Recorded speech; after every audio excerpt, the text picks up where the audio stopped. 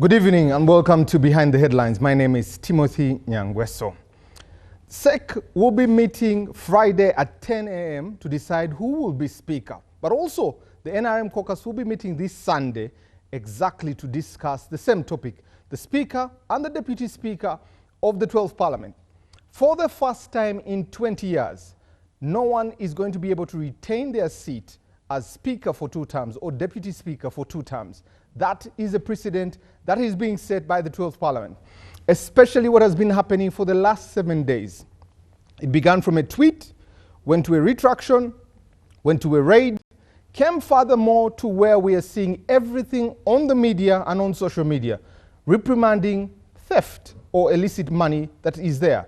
The question tonight we ask institutions, social media, personalities, what should take precedent in leading this country? This is the topic of discussion tonight. Let me get to the guests that are with me in the studio. On my immediate left, Julia Muhumza, a lecturer and a youth leader, making a maiden appearance here for the first time.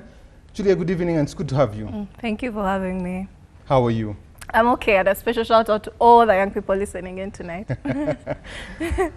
Honorable Paul Omara, representing the people of Otuke County, is with us this evening, a member of the National Resistance Movement, to be specific. Good evening, Honorable, it's good to have you. Good evening, Timothy, and good evening, viewers. So you will answer every NRM question? I will try if I can. Okay. The old man of the clan, CEO of the Independent magazine, Mr. Andrew Mwenda, is with us this evening, grandpa to the country. Good evening, son, it's good to have you. Pleasure to be here, my great-grandson. How are you? I could be better. Why? If you had made my granddaughter sit next to me and pushed Omara there, I would be between 2 granddaughters. Now for you, you're a very bad man. You separated us. So I am with disgruntled panelists tonight. But we shall make sure during the break you have pleasantries exchanging there. Okay. Next to Andrew is Dr. Shamim K. Matovu, who is a corporate governance and behavior specialist at that. She's with us this evening. Doctor, good evening, and how are you? Good evening. Thank you so much for having me, and I'm doing well. Thank you. We'll also be joined by Honorable Norbert Mao, Chairman, President General of the Democratic Party, also representing the people of Laro Peche in Gulu there, and vying for the speakership of the 12th Parliament. We'll get into that topic in a short while there. You can be part of the show. Go to our YouTube channel. Drop your comment there. We'll get to it at the top of the hour. But also, we're streaming live on X. Drop your comment on our X platform. The number for text or WhatsApp, 0709 60 25 92. And let's dig into this conversation. Andrew, it's only befitting that I come to you, being that you are a member of PLU. And PLU began this in March. You endorsed. We came to the 12th of May, you withdrew endorsement. Then you told us what would be happening next. Then there is a party. What do you make of what has happened in these last 7 days? Well, I should put it this way. There has been a convergence of 2 different but self-reinforcing and compatible aims or pursuits. I believe that on the one hand, President Yoweri Museveni found it necessary to clip Anita Among's wings because she had grown very powerful. On the other hand, okay, let me put it this way. President Yoweri Museveni found it necessary and was seeking to clip Anita Among's wings because she had amassed a lot of power and influence within both NRM and the government that I suspect, this is me second reading Museveni, he felt she was going to pose a threat to his power over time. On the other hand, you have General Muhoozi, who is hostile to public corruption, but also public displays of ostentation and luxury. So the two pursuits converged on one single individual, Anita Among. So let me give you a background. I wrote an article in the Independent on the 21st of March this year, saying the following things about Anita. First of all, she's a highly skilled politician. She came not from NRM, but from FDC, joined NRM in 2021.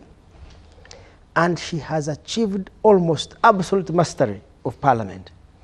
If a free and fair election had been held or was held in that parliament today, she would get maybe 485. We had calculated 485 votes out of 529. So only about 40 to 43 MPs will not vote for her. That is one. Two, because of her role as Speaker of Parliament and therefore Chair of the Appointments Committee, she had built a very powerful influence within the judiciary. Hardly could anybody go with a case in the courts and defeat her. Three, Anita Among had built a power base among Ugandan elites in the religious institutions, the mosques and the churches, in the business community, in the professions, and in politics. These ministers, you see, like the Omaras. Omara maybe has a daughter or a nephew. She would use her influence in the parliamentary commission to ensure that they get jobs. And parliament in Uganda is the highest paying institution, more than the private sector. So she was giving people jobs there. And critically, she joins NRM in 2021, and in 2025, 5 years later, she decides to run for vice chairperson, national vice chairperson of NRM women on the women's ticket against Kadaga. Kadaga had been in NRM since 1989. Kadaga had been speaker for 20 years, 10 years as deputy speaker, 10 years as full speaker. They go neck to neck in the campaign. Now, let me give you a background of how you are elected the national vice chairperson women in NRM. One, you have to have all LC3 chairmen, all LC5 councillors, all LC5 chairmen and chairpersons for that matter. Then you have to have all mayors of town councils, cities, and municipalities. And then you have to have these leagues, the youth league, the women's league, people with disability, then veterans, then the elderly, then women. It is such a huge constituency, and so they go neck to neck. And this is Anita Among capturing the infrastructure of a party called NRM. She beat Kadaga by 93%. The day she beat Kadaga by 93% gave me a signal that Museveni cannot tolerate this. It will be very difficult for Museveni to tolerate a person who has that overwhelming influence in parliament, overwhelming influence in the party, and now he can peer and see in the judiciary, in the elite circles of Uganda. Now, of course, Anita Among had consistently argued or told Museveni, I'm very loyal to you, I will never threaten your power, I will support Moses' succession. She had said all these things. And when she said these things, I'm inclined to believe that it's possible she was sincere. I have personally met her because I had similar concerns. She invited me to her home. I went to see her because I had written this article complaining that she has so much power. And she gave me her background and her history. She said she can never ever challenge Museveni because he's the one who made her. So let me, because me I'm an easily gullible person, I believe in her sincerity, that she was sincere. But then I put myself in Museveni's shoes. If you are Museveni, you can think or you can say, this lady is sincere. She has no premeditated plan to rival or to seek power from me. Then Museveni faces two dilemmas. Dilemma one, if, first of all, intentions are very difficult to know. People's intentions are difficult to know. She may be lying, she may be genuine. But two, intentions change with time. So right now she may be sincere, but the capabilities and influence she's building in the state and the party may in the future tempt her to seek the presidency and wrestle it from me. So as a precaution, it is better for me to clip her now, even if she doesn't have any plan now, any premeditated plan to seek the presidency, because I don't want to be shocked. Even if there is a 2% chance that in the future she will change, rather a 2% chance that she's likely to be a threat, I need to neutralize that threat. I think Museveni, the gorilla, would think like that. So it became increasingly imperative for Museveni that this lady's wings should be clipped. Now, Anita Among had done one big mistake, either deliberately or innocently. She had given Museveni a rope to hang her. And I had written this in April 2024. Her ostentatious living, her luxury mansions, her expensive cars and dresses, all those things tended to alienate her in the eyes of the Ugandan public. Ugandan public did not like her. And there were exhibitions of Parliament. corruption. Not parliamentary exhibition of the Agatha Twaires. No, I'm saying she exhibited a lot of wealth and affluence and luxury.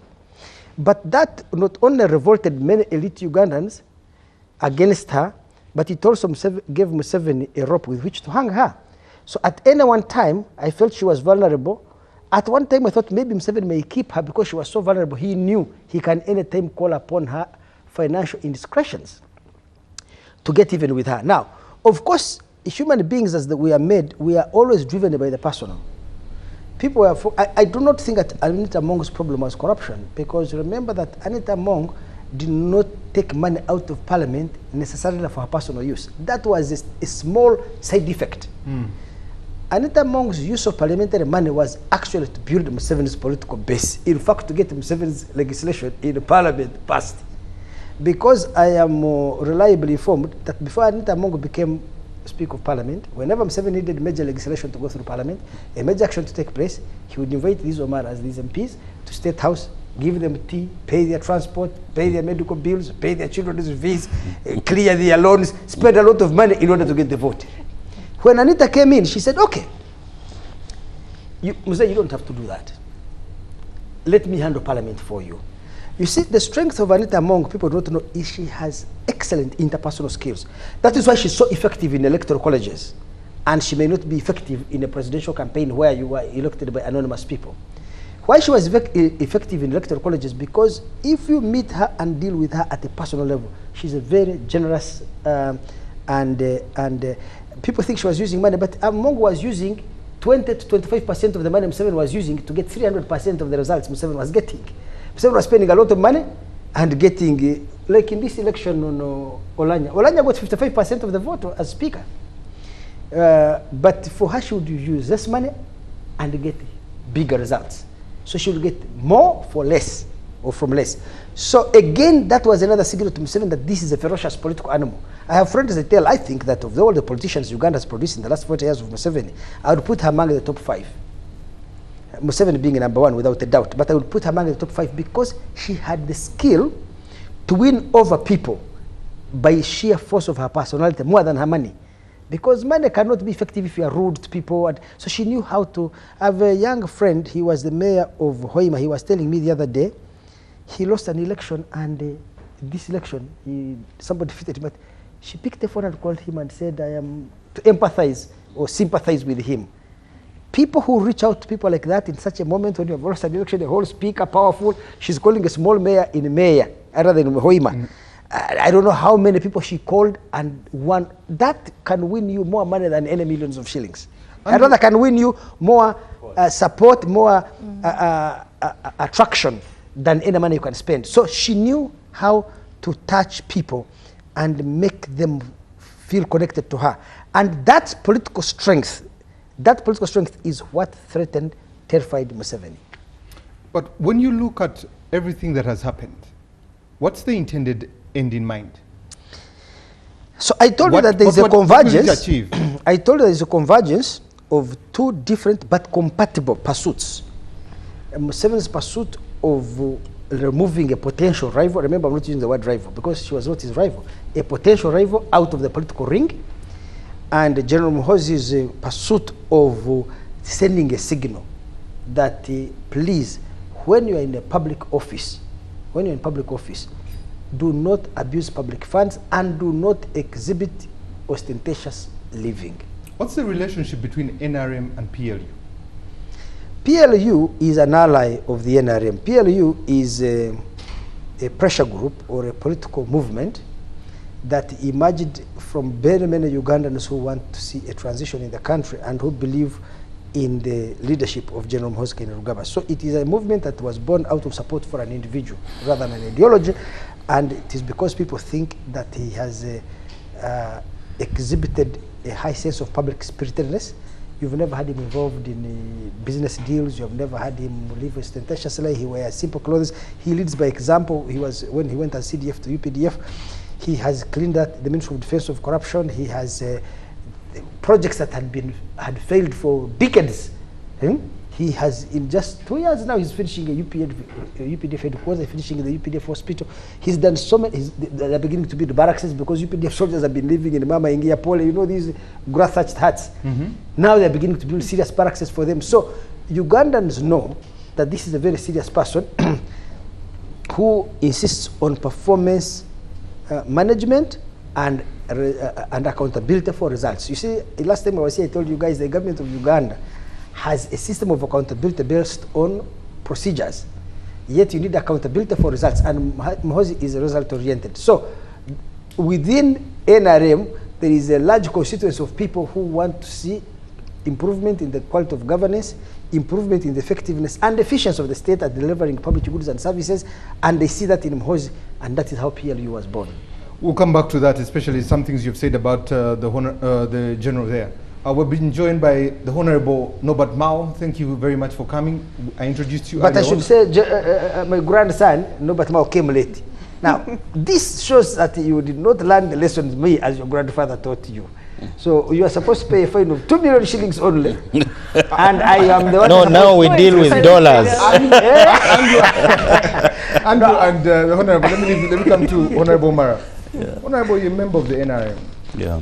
You've been a member of the 11th Parliament. You're now a member of the 12th Parliament. Why should Ugandans trust you? Trusting me as a person? You as an institution. As an institution. Let me start like this, that a day in politics is almost like 100 years. And what has happened in a few days has taken us by surprise. But let me say this, that we are all human beings and capable of making mistakes as individuals. But the institution of Parliament, in terms of doing our, especially for 11th Parliament where I've been, doing our roles of appropriation, doing our role of oversight, of making approvals, of legislation. I think we've been able to pass some incredible legislation. The quantity is there, but the quality is the quality. Like for example, the UPDF Amendment Act, which was thrown away by the Supreme Court. We took it in, and we really did a fantastic job. It is a law in place at the moment. The law which would allow us to do country-to-country importation of fuel under UNOC, we did a fantastic role. That's why the fuel prices here is low compared to what is happening in Kenya. The there are many legislative laws that we made. But the fact that an individual has made a mistake, we should never... The leader of that institution. Yes, we should never gaslight it to destroy the institution, because we need it. We need Parliament, which is accountable to the people. We need a Parliament that is independent, doing its role as captured under the Constitution. Now, I think this is a learning point. We need to find a way of making sure that there is internal checks and balances within Parliament itself in terms of accountability, and also rigor by parliamentarians, just to making sure that the governance process within the Parliament itself is something that works for parliamentarians and work for the country. So my appeal is that a mistake has been made by an individual, which is not yet proven. It is an alleged corruption tendencies, which is still under investigations. We don't know. I can't pass judgment now.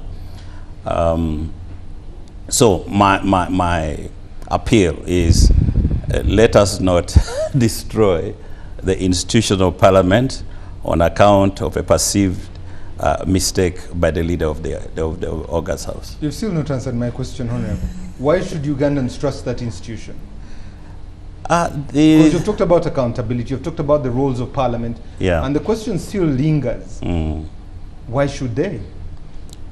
No, perception is everything here. You know, let me put it this way. Maybe we should ask the question is, how did we get here?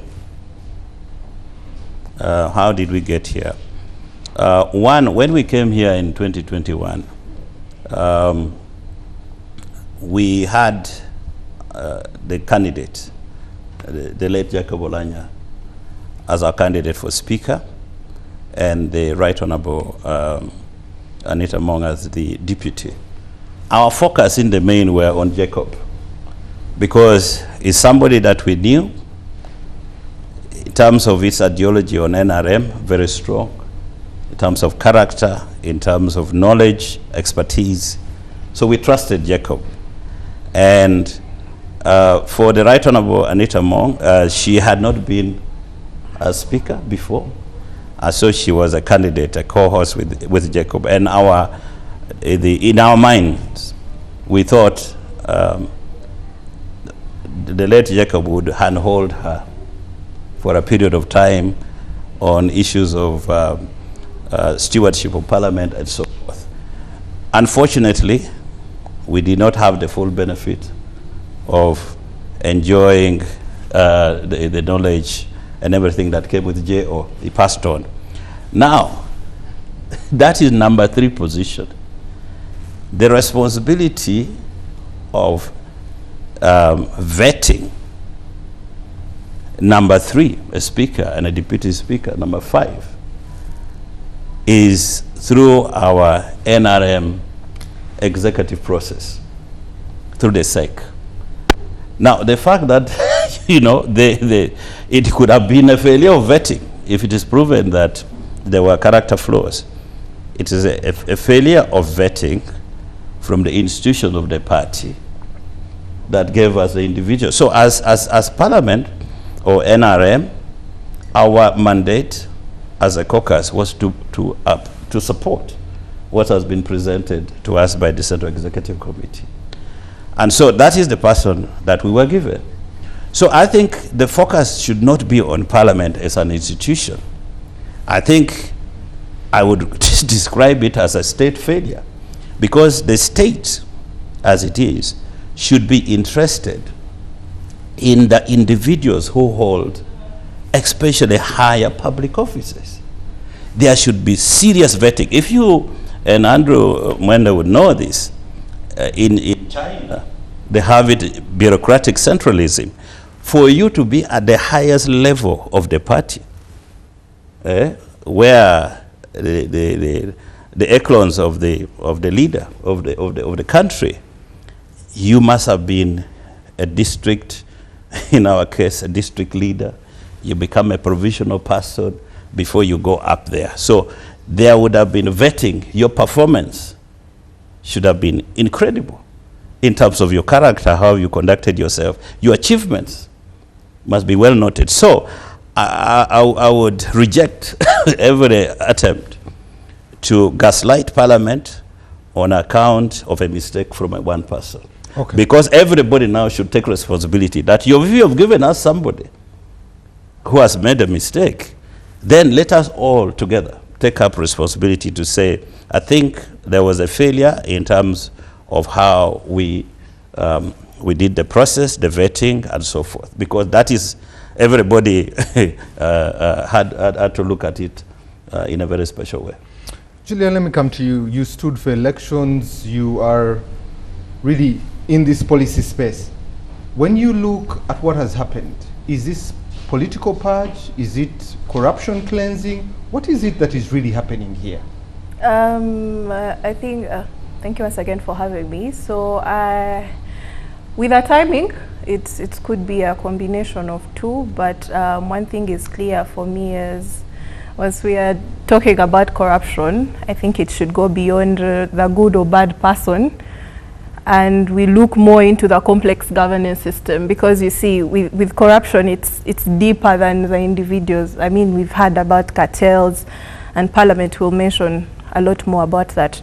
But just to add on to, before I delve deeper into your question, you asked Honorable here about the trust in Parliament. And I think with the unfolding of events, we have started judging Parliament because of its leadership, which I think is also a very wrong narrative. Yeah, because when you look at trust, that legitimacy of Parliament is derived from trust and accountability. Right now, the public, beyond the unfolding of events, if you asked any of the people, even during the electoral cycle, you see what happens with people who vote their area, constituency MPs. It's a matter of let's vote them, go. They eat what they eat, they come back, and the cycle repeats. So it then brings back the question of why should we actually trust the Parliament itself? You see, Honorable here forgot that beyond whatever is unfolding, we've seen members of Parliament in terms of the quality of debate. I mean, he mentioned legislation, which is key, and I think you hinted on it.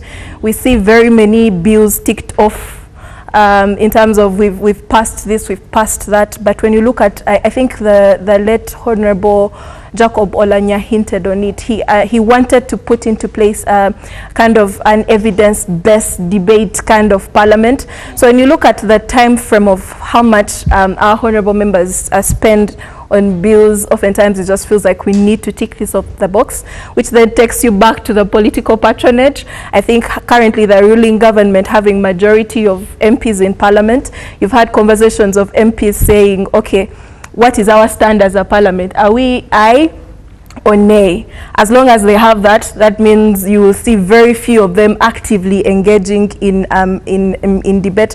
The reason I emphasize debate is over time, with what happens on the floor of Parliament, you realize that we cannot get actual recommendations that can, like, you can look at and say, okay, even from academia, this is what our Parliament recommended.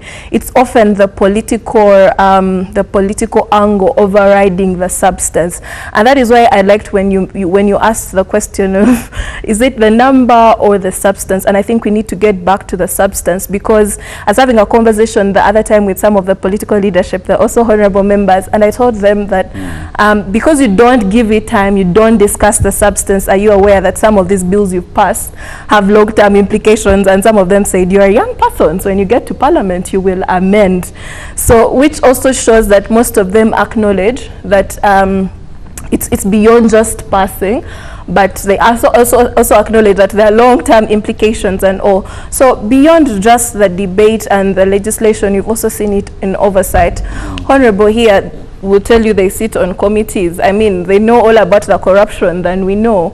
Yes, the executive has a lot of dominance in Parliament. We see less of Parliament summoning the executive, the ministers, and kind of have that follow-up. I mean, for us citizens, all we understand of Parliament is the constituency service and the service delivery. Yeah, but there is that actual role of the MP, like he hinted on, that over time we have seen that Parliament has been more of, oh, we have the numbers, they have voted, but in terms of the actual substance of legislation, and also in terms of, okay, what happens in the committees, the oversight, I think there is a very big gap, because we would say at the end of the day, where do we draw the line between the party influence and the national legislative agenda? Yeah, because of course, for example, I'll give you an example. Currently, the president has reaffirmed his commitment to free education, but I don't know, with the oversight and review, the main emphasis is now on head teachers who charge the extra charges.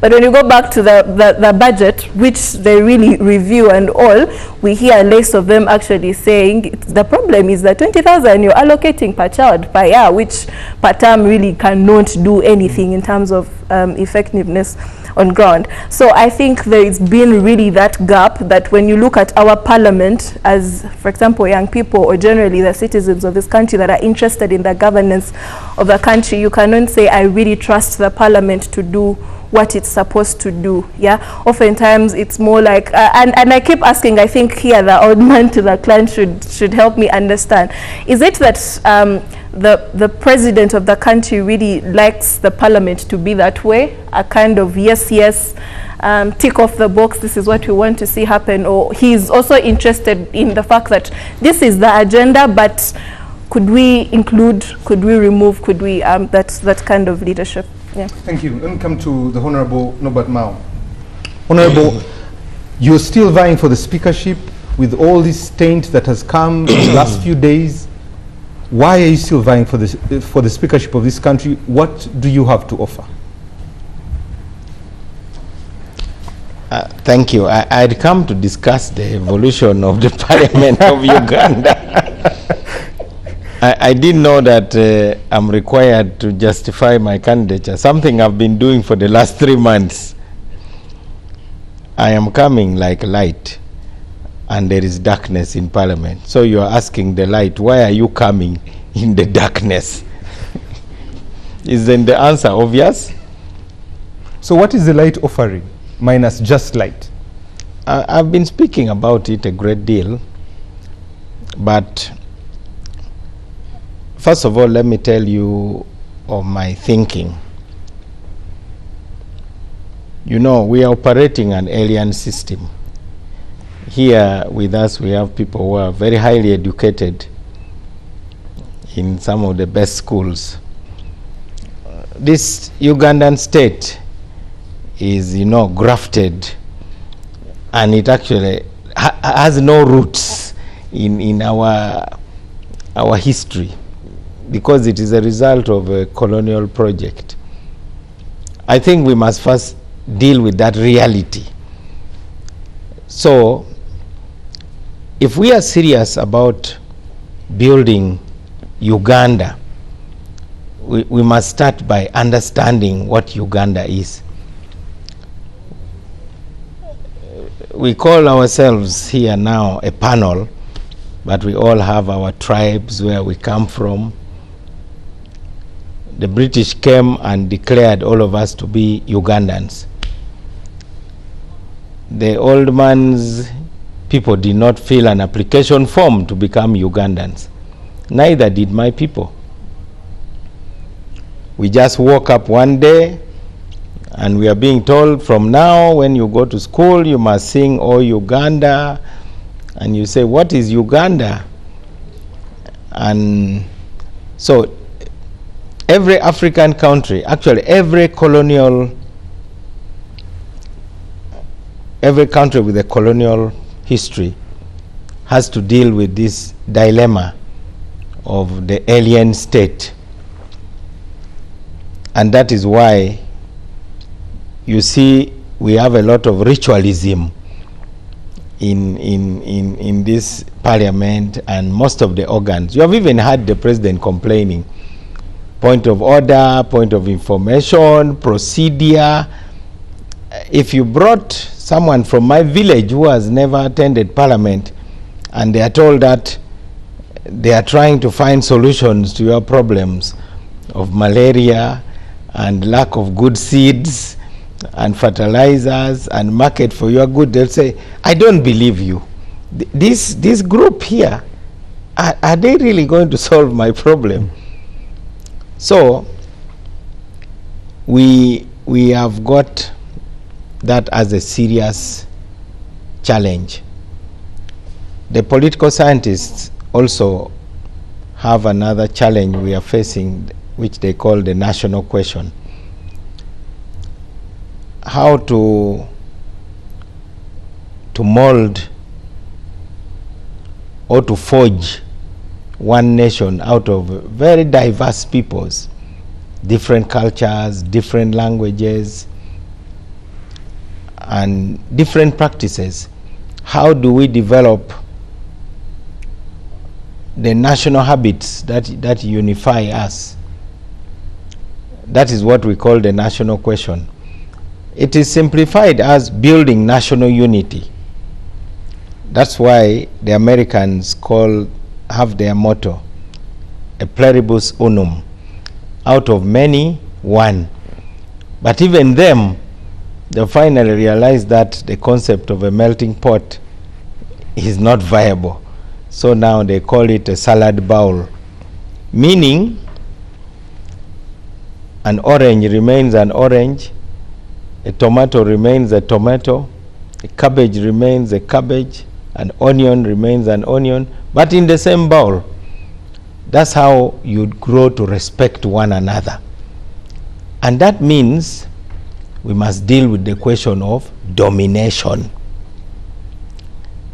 You know, the challenge is always to deal with domination or hegemony. Now, these are preconditions for the kind of drama we see. Those are, if you have a big wound on your leg, you normally develop a swelling on your upper thigh. It is natural. Now, if you focus all your energy on that swelling without treating the wound, you will never actually deal with that swelling. Every community has a name for it. Among the Baganda, that swelling is called Nsanjabavu. And in our place, we call it Awang March. So, I hear all these debates. I expect the old man of the clan, Andrew Mwenda, to first talk about the character of the Ugandan state. What do you expect? What sort of parliament can the Ugandan state produce? This is what I expected you to talk about. That you have a Ugandan state which is struggling to get us out of this past. I loved this topic. That's why I came. And I thought we are going to talk about how we have evolved up to today, how we have been dealing with these challenges. So I believe that a speaker personifies the parliament. Eventually, the character of the speaker defines the character of the parliament. Ultimately, because you are the leader. If the speaker does not respect rules, then the parliamentarians will also not respect rules, and we have seen that kind of occurrence. I wouldn't want to be that kind of speaker who does not respect rules. If the speaker does not become a guide to guide people on both sides, for instance, especially the opposition, which normally sometimes believe that they don't have space. I'm the type of person who would believe that we have to throw a challenge to the opposition and tell them on some days during a session, you are going to determine what business will be discussed. You will no longer have the excuse to hide and say we are oppressed because we are few. We say bring it on. What do you want to discuss? Because you also represent a section of the society. We can't dismiss you. You were voted by Ugandans unless we are going to have two countries. But if we have one country and we have that spectrum in a plural parliament, you must give them that chance. Even the people must be given a chance. There must be days during a session when the people should come and also determine the agenda. And then, of course, the government should be held to account through these questions, question time. The question time for the Prime Minister should stop being an empty ritual. In Kenya, one time I witnessed some comedy. A member stood up and asked, is the minister, they were asking some minister, is the minister aware that bridge XYZ has collapsed? And if so, what is government planning to do about it? So the minister stood up and said, I am not aware that that bridge is collapsed. Therefore, the second question does not arise, and he sat down. Now, those are empty rituals. I would also expect that the business of parliament should be determined at the beginning of the session so that the business is predictable. That would eliminate ad hocism and managing parliament by improvisation. I believe that when the speaker is a true guide and a leader, but more importantly a teacher, but you can only teach what you know. If you are not knowledgeable, what do you have to teach? We are what we are because we were taught. Those who were speakers those days were teachers. We had Francis Ayume. He was a lecturer, he was an author. We had Wapakabulo. He was a seasoned leader. He was a guide and a teacher. They were knowledgeable. Speaker Sekandi. So when we now started improvising, that is why the business of parliament became business. and these are just symptomatic. So we cannot discuss parliament without discussing the character of the state in which this parliament exists. And that's why you're asking these hard questions about how do we deal with these problems. So my candidature is not just about a position. In fact, no one should envy whoever is going to be the speaker, even if it were me. Don't envy me, because the work is going to be very, very difficult. These vices we are talking about are deeply rooted, and over the last few months, my job has simply been to shake that chair until something happened. I didn't know what was going to happen, but I just kept shaking it while being dismissed, while being told that I'm not a threat, while being jeered at, while being offered inducements to stop shaking because it was becoming disruptive. So I just stubbornly continued shaking and shaking. Then something happened. And I think Andrew Mwenda's article should be a weekend in May. Because you remember the story about what happened in Zimbabwe, the exit of Mugabe. Yes, the book is about a few days.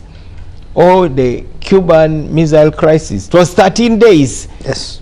So these things can happen in a very, very short time.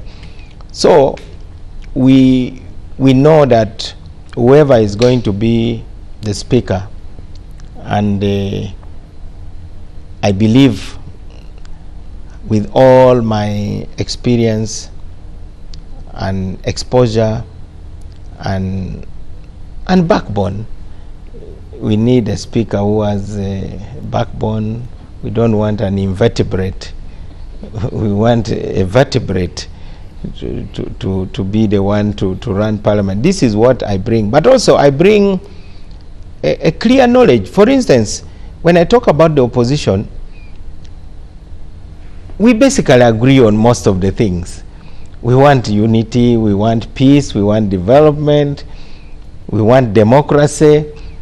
And so parliament should be more about cooperating to solve the problems of the country, particularly in a backward country like Uganda. We should be spending more time looking for how to work together to solve these problems. Now, if you take pride and you call yourself opposition, and you think your job is to obstruct the government from doing what it was elected to do, the reason why the government is elected is to do the very things they are trying to do through parliament. Now, if you are simply obstructing it, then your chances of succeeding or overcoming and defeating that government at the next election continues diminishing. You should endear yourself to the people by coming up with better ideas and pointing out better solutions, better ways of doing things. Then eventually the the sympathies of the people may shift. But also, we must see how to evolve.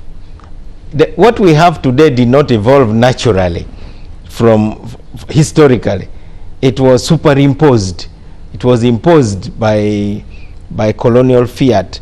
So we now have to ask ourselves, if we want this healthy competition, then we must look at the way Uganda is. Basically, we have got two big blocks. We have got the NRM block, that's NRM and Company. And I consider myself part of the and Company. Because we have a clear agreement to work together, a commitment, so we are part of the and Company. Then you have the other block, the so-called opposition.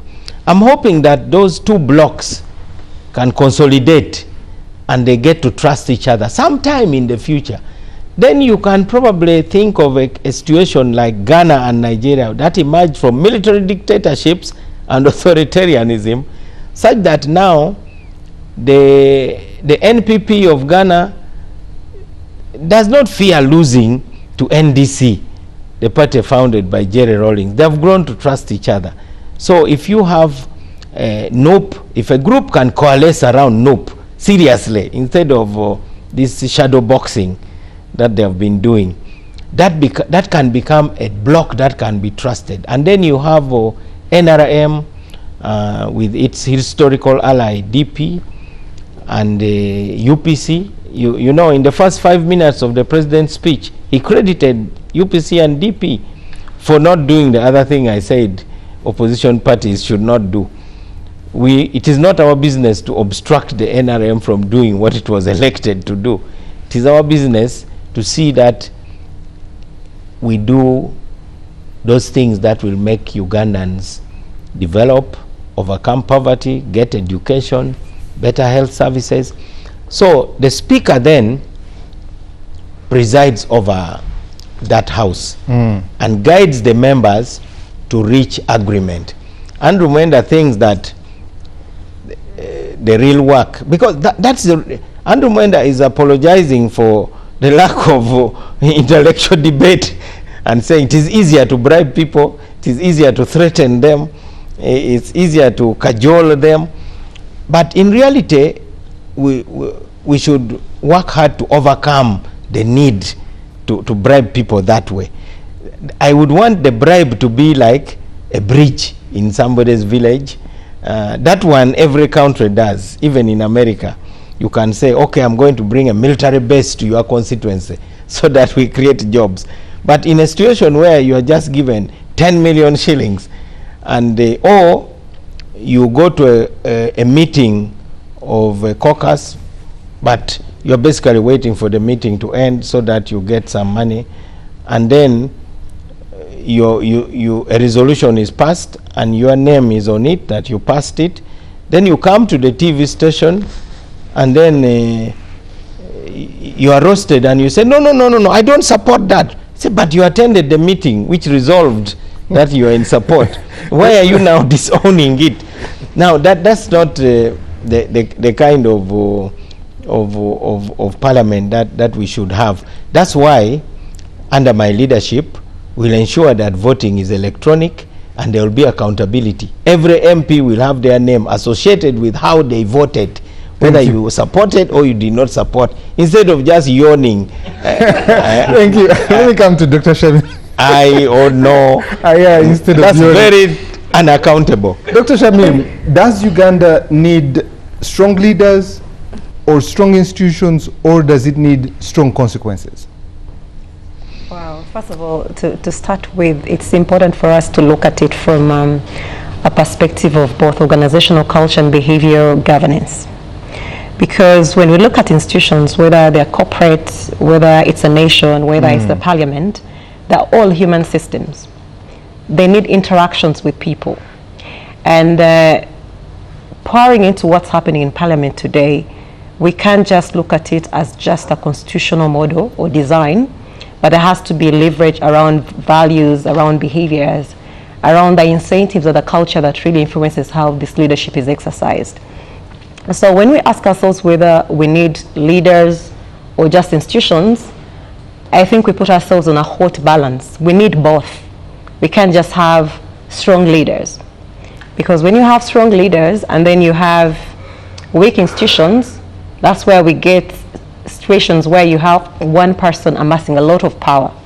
So meaning that then the institution can easily be manipulated and perhaps create a lot of bureaucracy, which now creates a sense that citizens start to trust the institution in itself. And that's the conversation we're having today.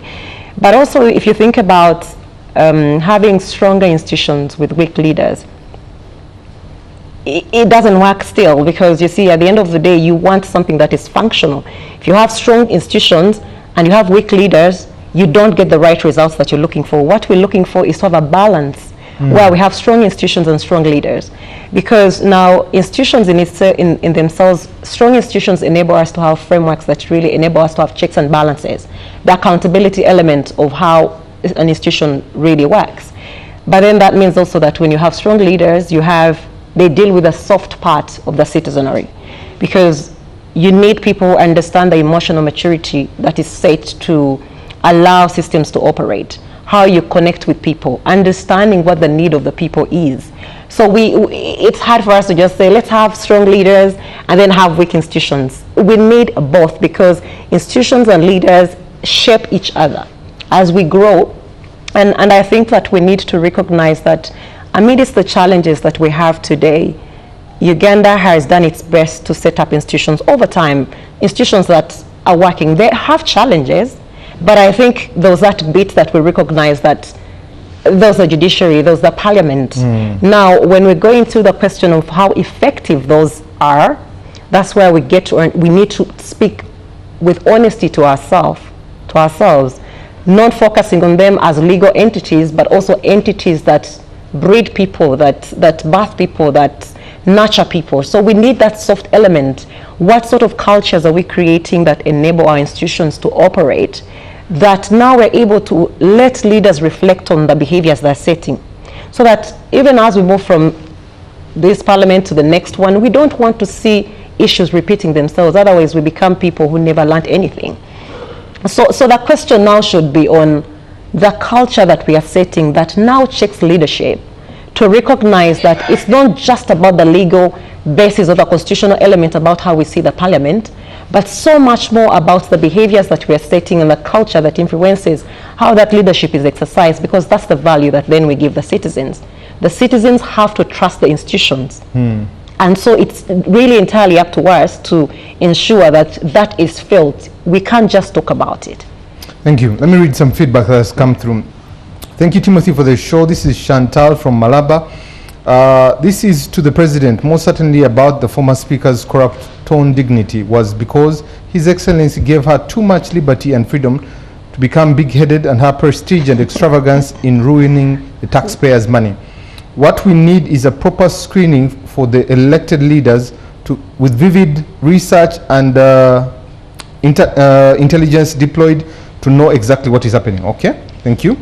Good evening, Timothy, and the honorable members in the studio. I am always very slow to let myself say anything else, but I believe certainly things have happened in this country. What is happening to AAA right now would be something to relieve or those who want to say zero tolerance to corruption. However, for Uganda's case, like we say, we do not want to see what tomorrow is. We want things to be dealt with now. This is Godfrey, okay? Someone sends in a message from Kakchora, Ntungamo, and someone says, please ask Andrew Mwenda, is Anita among the most corrupt person in the country? If the general is willing to deal with corruption, let's go back and deal with everyone who is corrupt, okay? Finally, what they are doing to Anita Among is not good. It's so embarrassing, okay? I need to inquire about the Indians who are here in Uganda without working permits. Why are they mistreating Ugandans? Okay, interesting question. Let's take a quick break. When we come back from this break, we'll dig more into this topic.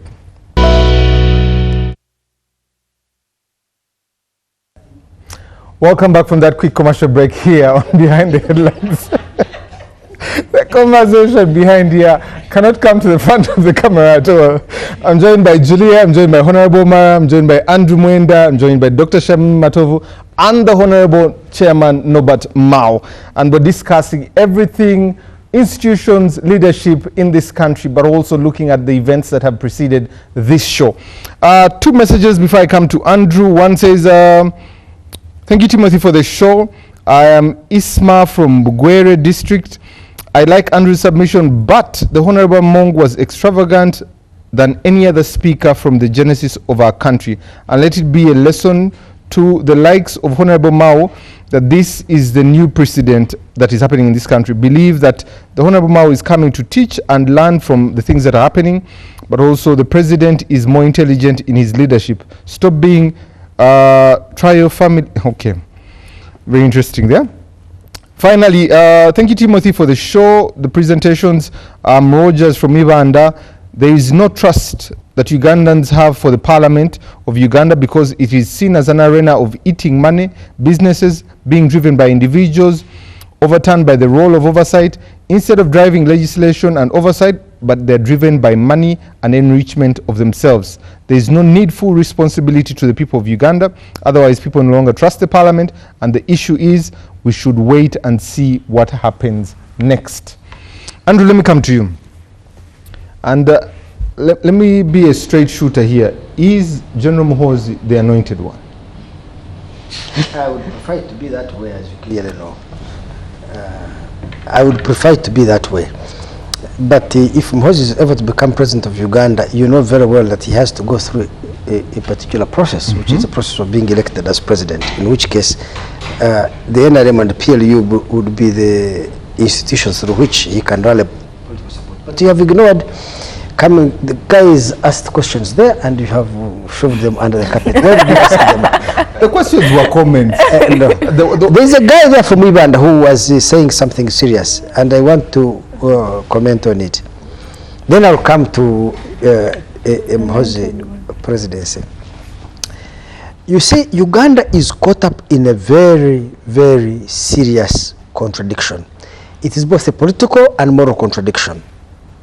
Let me begin by being sympathetic to members of parliament. To win a parliamentary seat in Uganda requires you to raise money. True. That's not just in Uganda. I'll give you an example of the United States. They had an election in 2024. Is it 2026? Yes, 2024. 88% of all the senators who won spent more money than their rivals. 93% of members of the House of Representatives who won spent more than their rivals. Now, it's difficult to know the chain of causation. Is it that when you spend a lot of money, you win? Or that when you are very popular, more money comes to you?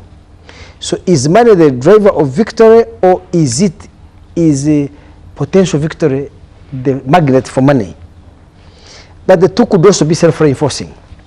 So, an American philosopher called Will Durant, whom I hold in high esteem, wrote saying that the three forms of government that have been known to man and are durable. One is theocracy, ruled by religious clerics. The other is aristocracy, ruled by birth. And the third is democracy, ruled by money. So Uganda has pursued democracy, which is ruled by money. So across the world where you have democratic contestation, people have to raise money to reach voters, to campaign and win. Now, let me come to developed countries. In developed countries, you have civic institutions like trade unions, cooperative unions, business associations, different pressure groups, which raise money and fund candidates because those candidates represent their ideological and policy preferences.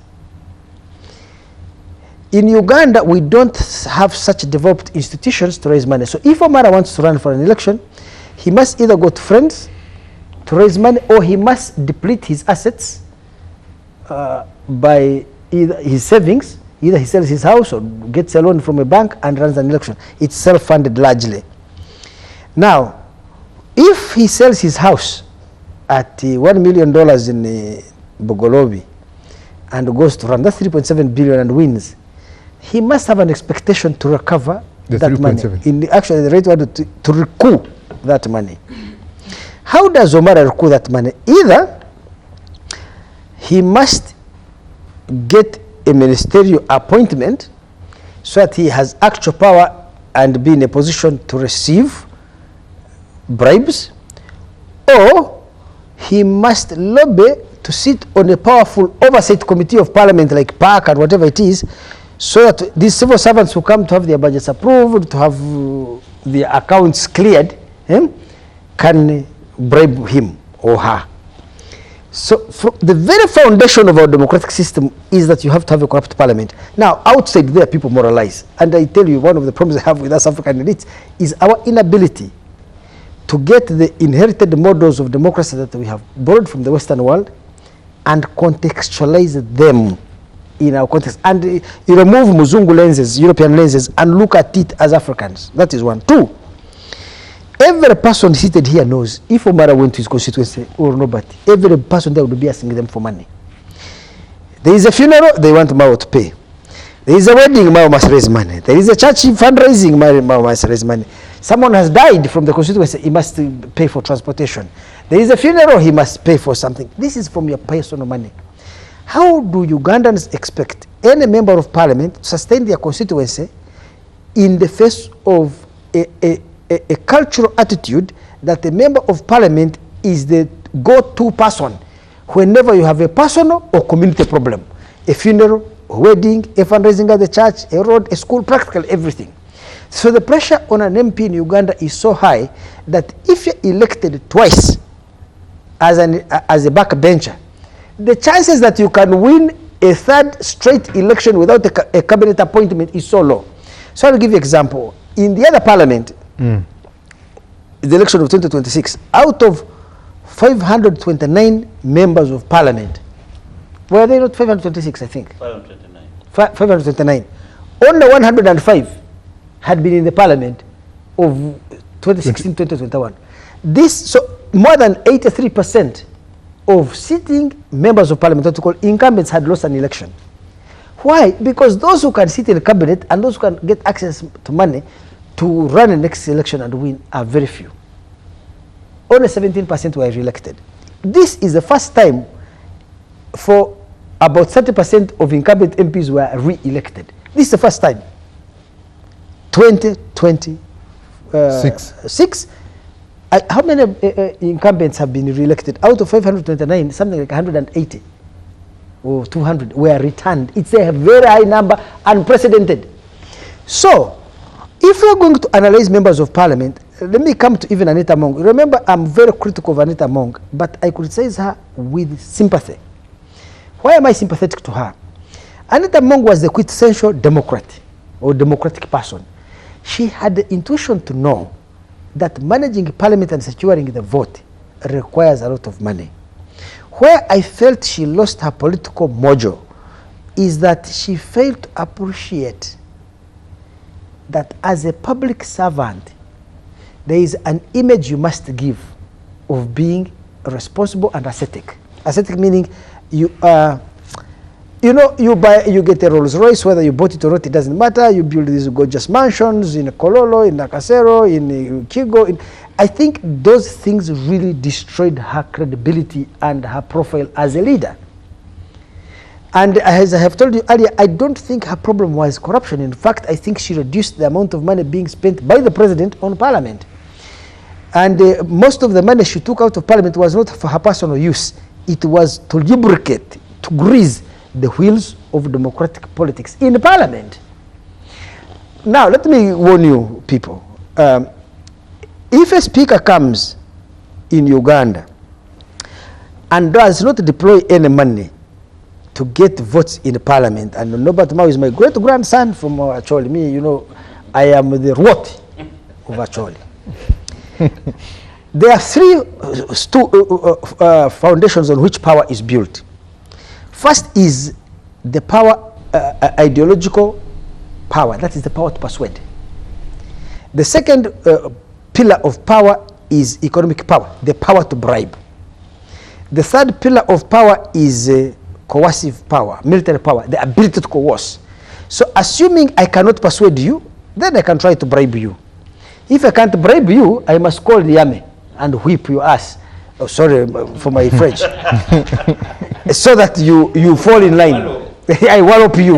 Yes, I spank you. So those are the three pillars of power. Now, the problem with NRM is that when Museveni went to the bush, there was no prospect that he would win power. It was a limited prospect. The boat had overwhelming power of the military. The Tanzanian troops were here. So that was one. Two, he had no salaries to pay people. So he could not use financial incentives. He had no accommodation to provide. He had no good quality food to give. Why did people abandon their educations, abandon their businesses, abandon their families, abandon their careers to join him in the bush and face hunger, starvation, risk of death? Some of them lose their limbs, others even their lives. Because Museveni sold a great idea. At that time it was called Siasa, to liberate the country from tyranny, to liberate the country, the economy from foreign control, to make Uganda a democratic, prosperous, human rights respecting country. Right? Those were great ideals and people followed him in droves and he succeeded. What I've never understood about this great giant of a man called Museveni, a victor in 100 battles, a titan of strategy, when he came into power, he abandoned Siasa, what I would call ideology, as a foundation of his support, and retreated to the use of money almost, and either bribery and repression, and retreated from persuasion. So if persuasion constituted 70% of his struggle in the bush, then bribery 10% and coercion 20%. Now he has bribery 70%, coercion 30%, persuasion 10%. I would need to understand what are the structural incentives that drove him to that. Maybe this neoliberal ideology that it is money that should be the foundation of everybody's pursuit. Everybody in Uganda is fighting to get money. So Anita Mong is a reflection of the kind of politics, first of all, NRM has promoted, but most especially the kind of politics that democracy will tend to foster in a backward country, a poor country, let me put it this way. Now let me give you another example. Why I'm very critical of democracy, the way it is designed in Uganda, and I will give you circumstances in which we need to reform our democratic system if it is to serve us better. The longest serving democracy in a poor context in the world is a country called India. It is the largest democracy, and it's only a poor country with a low per capita income that has sustained democracy over a period of 80 years. Next year they make it 80 years of democracy. The Carnegie Endowment did a study, it's titled When Crime Pays. Please search it on Amazon, buy it, When Crime Pays. And they were looking at the 2014 elections in India. And this is what they found. India has a parliament of 630 members, 1.4 billion people. So it should tell you, Uganda with 50 billion, we have a parliament of 500. The other guys with 1.4 billion, they have a parliament of 630. So India has a parliament of 630. There were 2,000 candidates for those 630 seats. 2,000 candidates. Of those 2,000 candidates, 700 had criminal charges on them. 700.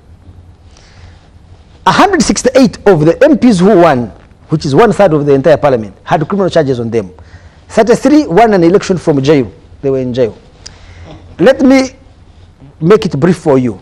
The Carnegie Endowment concluded from their study, they found that in every election, the share of criminals in parliament grows by 2%. Every election. And a person with criminal charges on them has a 3 times higher chance of winning than an honest Norbert Mao.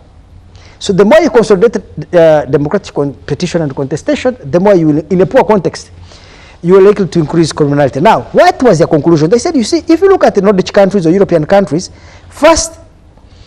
they first developed institutions of capitalism, transformed from being agrarian societies into modern industrial countries.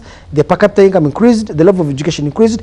Once they had transformed from backward countries into advanced countries, democracy was instituted on top of strong state institutions, strong political cultural values and traditions that are embedded in the society. And that is why democracy worked well for them. And they say that this democracy was transplanted onto an entirely different social structure in India, which do not have those deeply entrenched institutions and cultural traditions that can mitigate the effect of electoral competition on politics. And that is why, while democracy in Norway may promote public-spirited individuals. In India, it was promoting criminality. When you talk about India, isn't it Uganda? Keep increasing democratic participation and contestation. I've seen it here in the 1990s. These Maos are public-spirited individuals, and they're not into money. There was James Wapakabulo, Vidande Sali, Kirunda Kivedinda, Area Kategaya Manyamshaka. These were decent men. But as the political contestation has increased, the desire to raise money and win has increased. Conmen, sharks, robbers, crooks have every day they increase their share in the parliament. As they increase their share, the kind of speaker you get who is effective is one who employs the money. So I feel like Anita Among is a victim rather than an architect of the problem we are witnessing. You can arrest her, you can do anything, but the question for me is, you need to get a speaker who grabs that money and lubricates NRM's politics, but does not build mansions.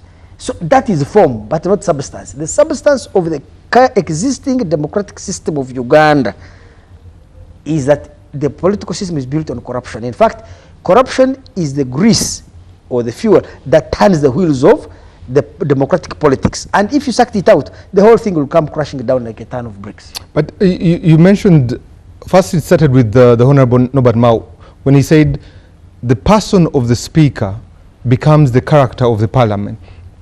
Both PLU and the NRM have different angles at which they're looking at this. It's politics on one side, it is performance on the other. The two of them in that parliament with the majority, what does that mean? Aren't we waiting to see a clash between two different ideologies? So what I was explaining to you, my great-grandson Timothy, is that what we need is structural change. If we keep the system the way it is right now, we are unlikely to resolve the problem. I tell you, if Oboth, my grandson Oboth, let me be your prophet of doom. Should you go to that parliament, there is a man I sat with here called Paul Mwesugwa. I told him they're going to kick him out. So let me also be Oboth is prophet of doom. You become speaker there, and you don't have the skills to raise money and address the financial problems of every single member of parliament, you will not get the vote. You will not even help the president achieve his goals. So you'll either have to acquire those skills, but I'm happy the president has sustained Thomas Tayebwa because he's skilled at it, he knows it. What Uganda needs to do is, first, we need to liberate the individual MP called Norbert Mao and Omara here from facing the constituency. I believe Uganda needs proportional representation. You find it in South Africa. Welcome to DP. Yes. You find it in South Africa, you find it in Europe, you find it in Rwanda, where political parties contest as parties, not as individuals. Now, the share of votes you get, if you get 50% of the votes as a party, you will have a list from a number. Let me assume the parliament is on 100 members, and the DP got 50% of the vote. It will have a list of 100 people from number 1 to number 100. The first 50 take over the seats in parliament. The Mwenda party got 10% of the vote. It will have a list of 100. The first 10 got seats in parliament because of 10%. Why is that important? It means that none of these people on the list needed to go directly and bribe voters, because they're not, voters don't elect individuals, they elect parties. So bribery may not be eliminated, will be minimized. Of course, I have my friends who criticize this system. They say, look, Andrew, who draws up that list? It means that you are shifting power from the general electorate to the party bosses. So bribery will shift from bribing the multitude of voters to bribing a small number of party bosses, party leaders, who draw the list and say, Mwenda should be number 1, Omar should be number 7, Mao should be number 49. You may not get 49% of the vote, in which case that is, in terms of redistribution of income, you have shifted income from a multitude of 20 million Ugandan voters, right? To a small group of maybe hundreds, a few hundred party bosses. So it has a weakness, but that weakness I am willing to suffer it, that cost, if only it reduces the incentive of MPs to sell their properties, raise money. Let me come to the second point. So Andrew Mwenda sold his house and went and won an election, and he needs to recover the money. But you're asking Andrew Mwenda to hold public officials to account. Yet Andrew Mwenda's interest is to recover his money by actually using his position in PAC, Public Accounts Committee of Parliament, to insist that Mao, who came as permanent secretary to the Minister of Defense, and there are reports of the Auditor General showing that he stole money. Andrew Mwenda wants to say, wants Mao, who has come as a permanent secretary, right? But has issues. Mao's interest is to ensure that his corruption is hidden. So he gives me a bribe on PAC. So the parliamentary oversight committees cannot perform their function in our context, because then they also become part of the layers of corruption. The same applies to PPDA, IGG, this anti-corruption thing at State House. Because if I'm an official of IGG's office, and we are going to investigate so and so, assuming that person gives me money, the government salary, they pay me, the bribe may be my salary for the next 4 years. Thank you. What is my choice? So the first thing for me is to create proportional representation, to liberate our democratic process from individual constituencies, so that no individual is under pressure to pay bills and of constituencies. The final thing I wanted to comment about this proportional representation: DP will be incentivized to get the best of its best, actually, to be on the list. NRM would get the best of the best. Right now, riffraffs are the ones winning. So now put yourself in President Museveni's shoes. Now I have to sympathize with the president. It is these conmen, crooks, and whatever who win huge majorities and deliver the vote. So if you are president and appointed in the cabinet, who would you pick? Some honest man out there with no political constituency? What does he bring on the table? Or guys who have actually won an election? And as we say in India, the increasing share of criminals and incompetents, this parliament, you go and look at their CVs, it's not a very serious parliament. So the president himself is constrained in the number of people, the pool of people from which he can select high-credentialed individuals to lead ministries. And that is a challenge Uganda is facing, that ultimately, for us to have honest people, people of integrity, and competent people, to be ministers, we need them. We need to end this constituency voting and go to proportional representation. Thank you. That's my final thing, my grandson. I'm sorry, I have taken... Honorable Mara, okay. You know, a lot has been said, especially on the money, how Parliament allocates money to itself. Questions have been put around there. Where should the checks and balances be, especially for members of Parliament and Parliament as an institution? Thank you, Timothy. If you look at the vote of Parliament in comparison to the national budget, for example, the budget now is 84 trillion. Parliament's budget is about 1.2 trillion, which is 1.4% of the total national budget. I will come to the issue of where the other balance goes. So I think in Parliament, what we have done under the law which governs Parliament is to put in place parliamentary commission. So parliamentary commission are the ones that do the budgeting for Parliament, and then it comes through the usual process. But the most interesting part is that hardly would members of Parliament discuss its own budget. So it comes as a block figure and it goes through the budget process, which will be handled by parliamentary commission. And then when Parliament now starts operating, then there is what we call the business committee, which is chaired by the Speaker and the chairs of the various committees of Parliament. So now then they will sit down and chart out the way forward of the programs of Parliament. So where should the checks and balances be? If the business committee has failed, then ordinarily we should have now the committee of the full house. Now you just imagine we cannot now sit as Parliament and begin to discuss our own budget. So we trusted that the commissioners will be able to do that job. Then the business committee will oversight it and make sure that things go on well. Structurally, we must at least try to change it to bring in more accountability. Because what would that look like? What are you proposing?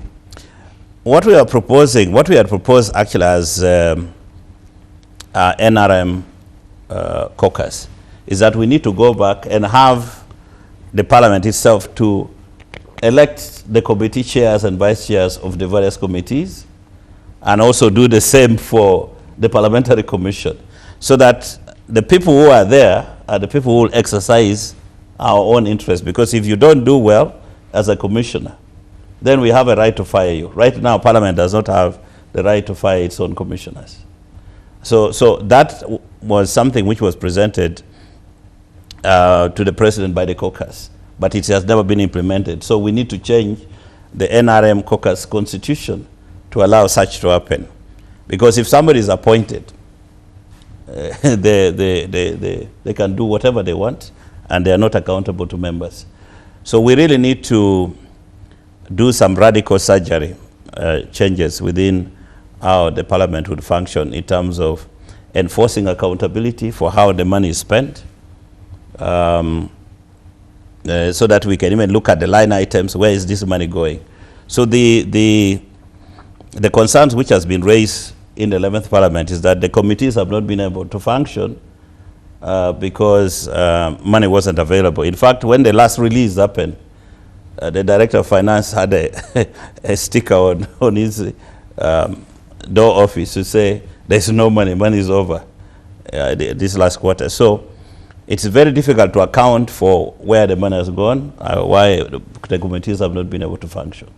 So the business committee should take more responsibility, and also I think the NRM caucus constitution needs to be changed to allow us, the commissioners that we put there, should be people who we ourselves as members of parliament or caucus have elected. Then they will be more accountable in the way they manage the affairs of parliament.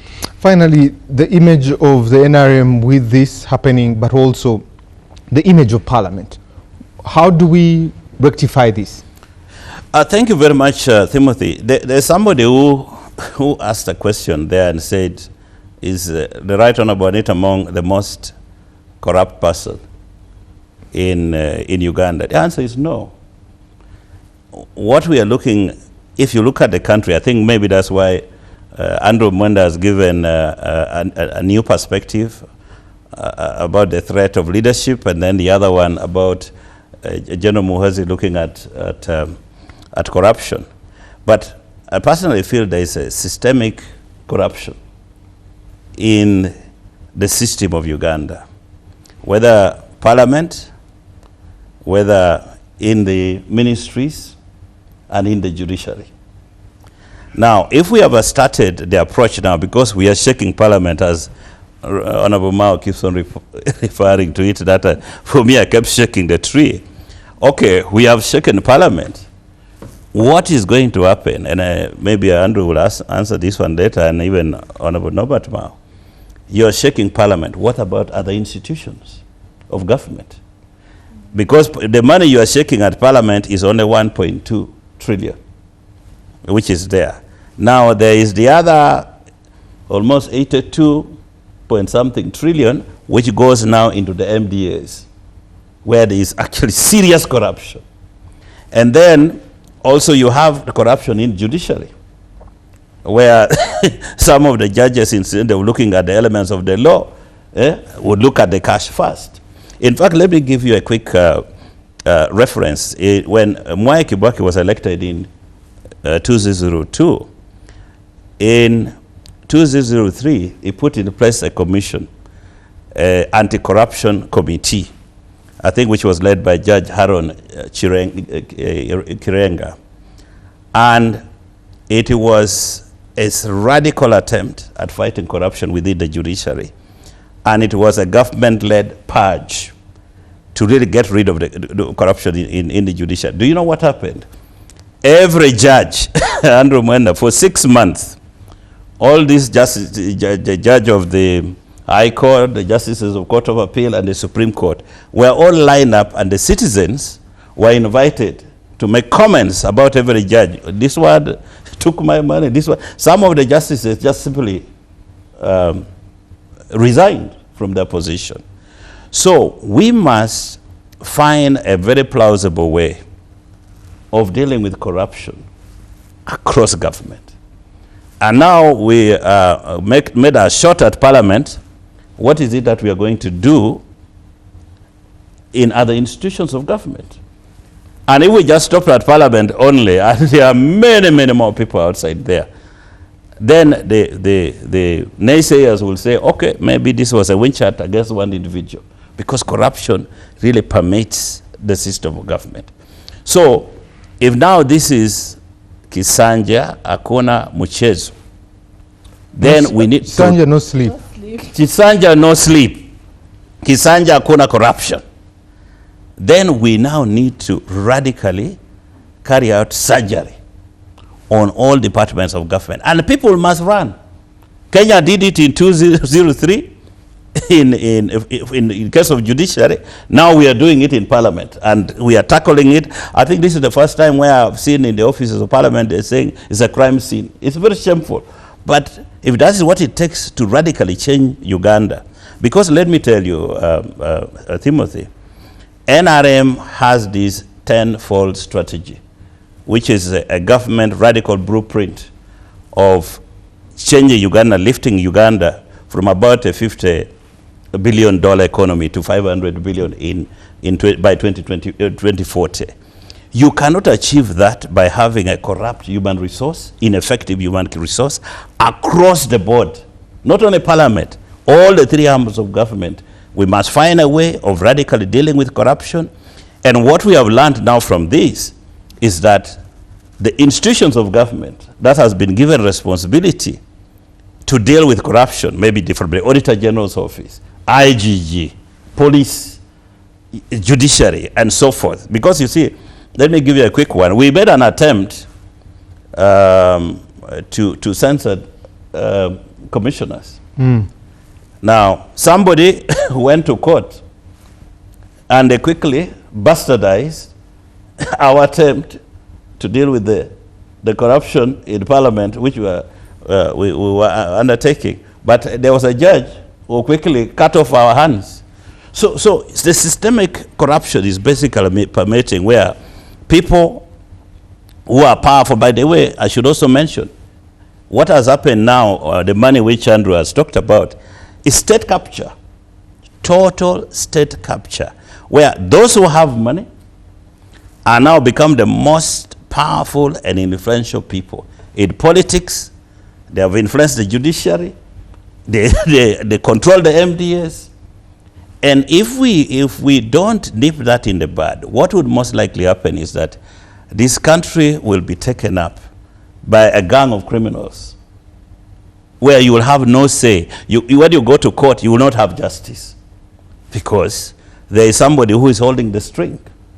If you go to politics, you will not be able to win an election because money will be put against you. That's why, by the way, people go quiet. And also your names were being removed from the register and by electoral commission officials. So the guys become so powerful that the citizens actually have no control. And you said, what country do we live in? So we welcome the move, but the move should not stop on one individual. Should be something that must radically go across all departments of government. And we need to get in our vetting credible human resources that can help us to achieve our 10-fold growth strategy of achieving the $500 billion economy. Thank you. Yeah. Julia, let me come to you. If there was a reset button, what would it look like, especially the desires of an ordinary Ugandan? I think to answer your question, I remember, I don't know if it was UBC that put up a poll, what do we want to see happen, this Chisanja no sleep.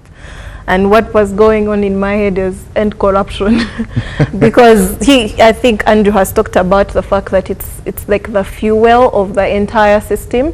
And I think for me that is the biggest problem to this country. When you look at the public debt, when you look at the cost that comes with corruption, it's actually bigger than what meets the eye. Of course, an ordinary Ugandan would just want basic, like access to basic services, health, free education, but all of this remains a dream if corruption is really still existent, no matter how well intended our government is towards growth, development, free education, access to good quality care. If we still have the corruption is highlighted, human resources, I'm a strong believer in human capital development.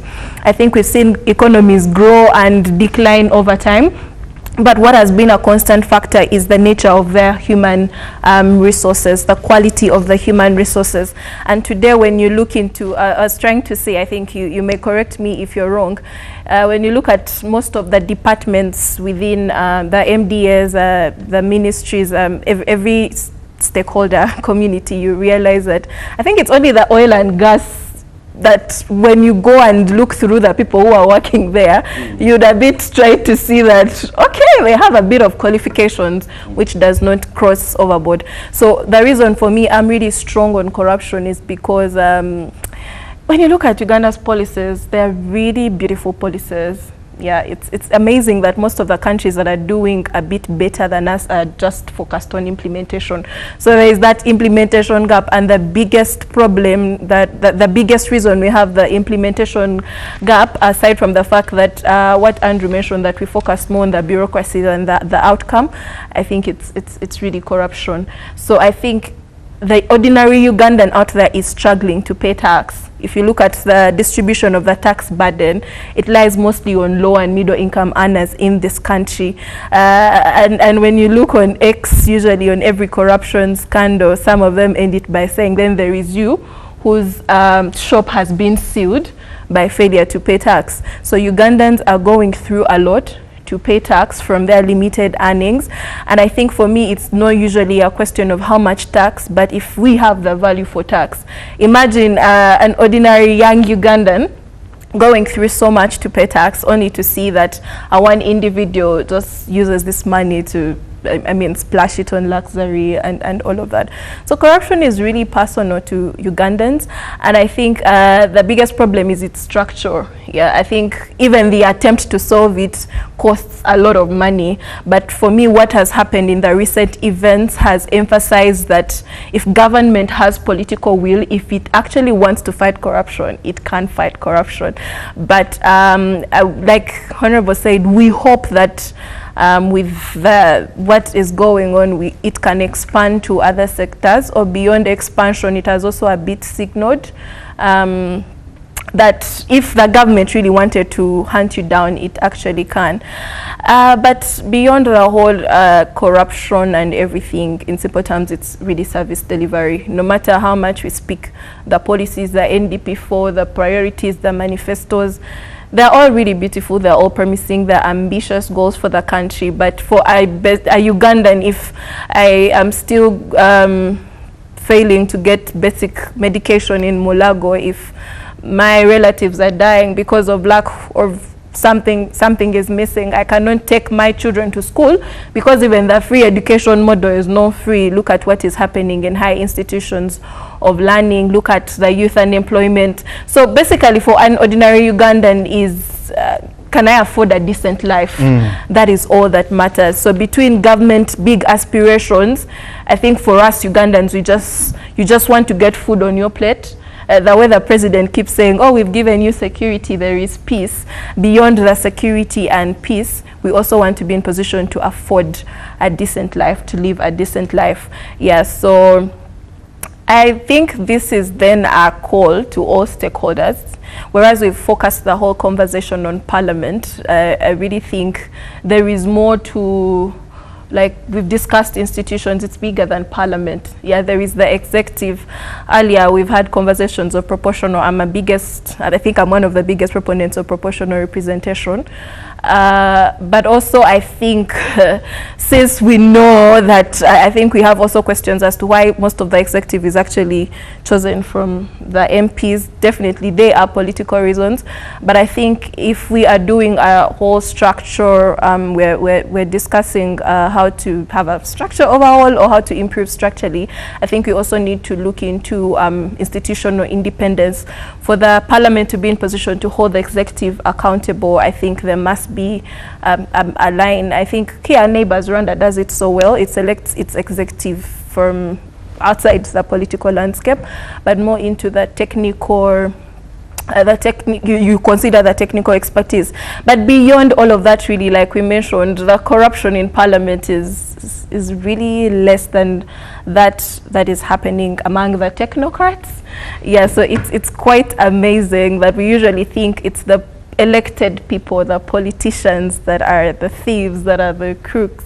But then when you look through the different MDAs, you realize that it's us, the educated, that have mastered the art of misappropriation of funds and all. So it's really a deeper structure issue, and we need to there must be a deliberate effort. We've seen it happen recently, and we think if that effort was extended across very many sectors, I saw recently that General said that the money will be returned. So I do not know how much more would be recovered and how maybe it would be relocated. But beyond that, honestly, an ordinary Ugandan just wants a decent life. Thank you. Let me come to the Honorable Norbert Mao. Looking at from 2001, there's always been 2 terms of a speaker, 2 terms of a deputy, but also a lot of credit is given to the 6th Parliament in terms of debate, in terms of how it handled itself. When you look at the 12th Parliament and look at the 11th Parliament, there's also been a bullishness of the executive to come and assert itself. How are you going to be able to ensure that the greeting does not go to the elbow, but it remains as a firm handshake between discussing business in Parliament? There's a phrase called loss of innocence. The 6th Parliament, which came in 1996, was very idealistic. Remember, the new constitution had just been enacted in 1995. There was a lot of optimism. We were almost like 1962. Union Jack lowered, the flag of Uganda hoisted, and you have a young, dynamic Prime Minister, I think 36 years old, with a brilliant cabinet, you know, really star-studded. The same way you look at the Bushmen that Andrew Mwenda has been talking about. When they came in 1986, you had the promises on the steps of Parliament in 1986. Everybody was willing to sacrifice. I remember doing business was a crime if you were a soldier. You could be reported. It would be a matter to be discussed in the high command. So and so is doing business. How can you do business? But now, business has become business. So, we came to the 6th Parliament and we tackled all the issues. And remember, we were in the movement system. We came to work together to solve the country's problems. And we were elected on individual merit. People knew we belonged to parties, but by and large, I think a very good crop of people, a good stock, nothing like this new stock, old stock debate. It was the best stock. If I run my mind's eye across the chamber, I would see across from me, you have got people like Dr. Kule Park across. On my left, I see Dora Biamukama. Right behind me, Ben Wacha, Agria Wari is there, Winnie Bianyima is there. You know, the speaker was spoiled for choice. So, we also didn't bother so much about, you know, local issues. Remember, we had the duty to lay the foundation of a reconstructed state. The parliament was new. I was a member of the Rules Committee. Ben Wacha was our chairman. We started drafting the rules of procedure of parliament from scratch. We designed it, we laid the foundation, we picked whatever was good from wherever and came up with those rules of procedure. Then we started passing the laws, of course working with the government, the cabinet, to pass the laws that would actualize the aspirations that are stated in the Constitution. The most important, the Land Act, 1998. We really, then we went on to pass so many other laws establishing constitutional commissions and all these statutory bodies. The optimism in the air was amazing. And we were few, we were 214. You could speak for 1 hour, it didn't matter. I remember when the motion came that there should be a select committee established to carry out an inquiry on the war in northern Uganda. The government opposed it. The Prime Minister was Apollon Sibambi. He said, no, we cannot appoint a select committee. We who were supporting the motion, led by Honorable Zachary Olum and Agria Wari, we were a minority. We were perceived as, you know, opposition in quotes. Then Eli Karuhanga came with an idea and requested the Speaker to allow those in support of the motion and those opposed, at least their leaders, to go to the lobby and consult. That was the spirit at that time, to attack the problem rather than each other. We always spend time looking at the issues. So the movers of the motion and the opposers went to the lobby and came back and they had agreed. And the agreement was simple, that we will not establish a select committee, but we will assign the Committee on Defense and Internal Affairs to carry out that inquiry. I had not registered as a member of the Defense and Internal Affairs Committee. You should have seen me rush to the notice board to add my name. Those days it was not a question of who assigns you to which committee. The list was open. You had to go and write your name. We knew that we were actually serving, and the pay was not much, like 1.1 million shillings. There was no money for cars. You were given a loan which you repaid through your salary, and there was what they call mileage allowance. So you fill the government form and you state how many kilometers you have to drive to your constituency. In my case, 337 was the kilometers to Gulu municipality, which I was given. And then you get about 600,000 shillings as a mileage allowance. Because most of us were indebted, you could not even bank the Bank of Uganda check. You had to go and line up in the banking hall of Bank of Uganda and get cash to put your body and soul together. So the idealism that drove the 6th Parliament and the 7th Parliament faded eventually. I don't think the pressure of the constituency was any less, but was the right kind of pressure. Constituents always put pressure. The pressure that Andrew Mwenda is talking about today is the pressure for what you would call cash from the MP's pocket. So basically, they see you as a member of parliament, you are also an ATM.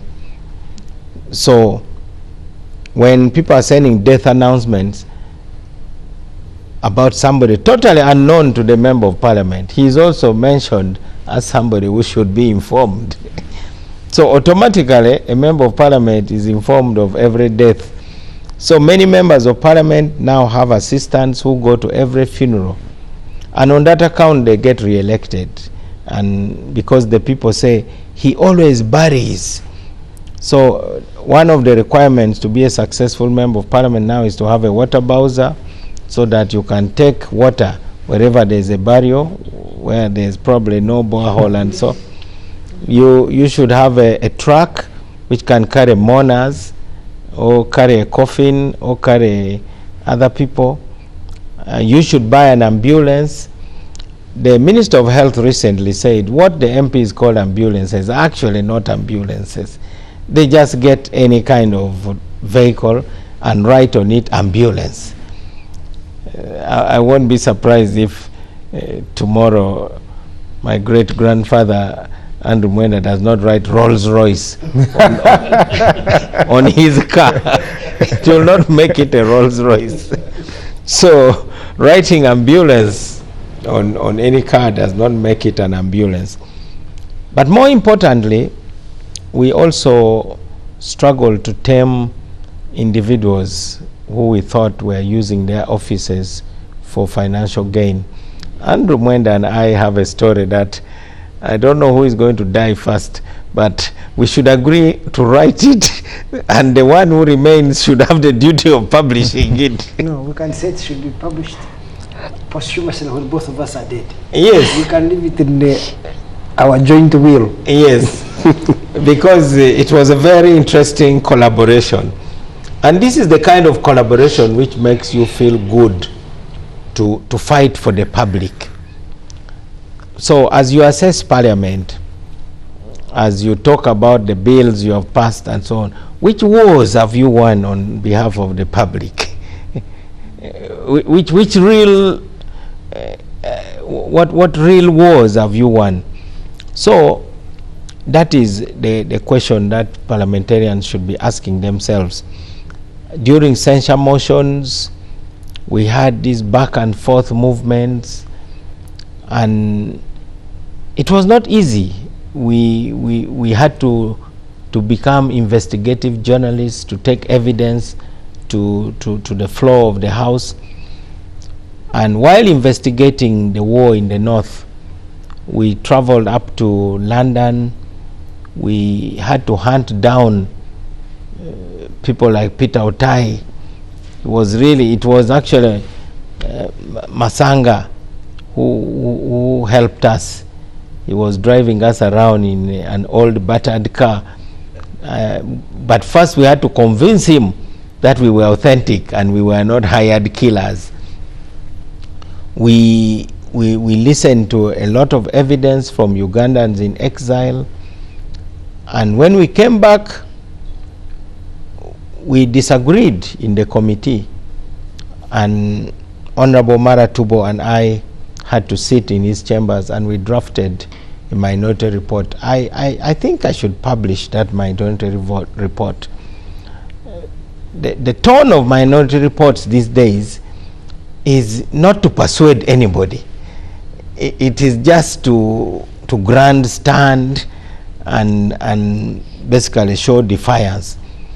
We presented a very reasonable minority report, and I can tell you, Timothy, as I talk now, all the ideas which the parliament rejected at that time were eventually embraced. There's nothing better than to be alive when things you said should be done were not done on account that they were unreasonable and unacceptable, and eventually they get done.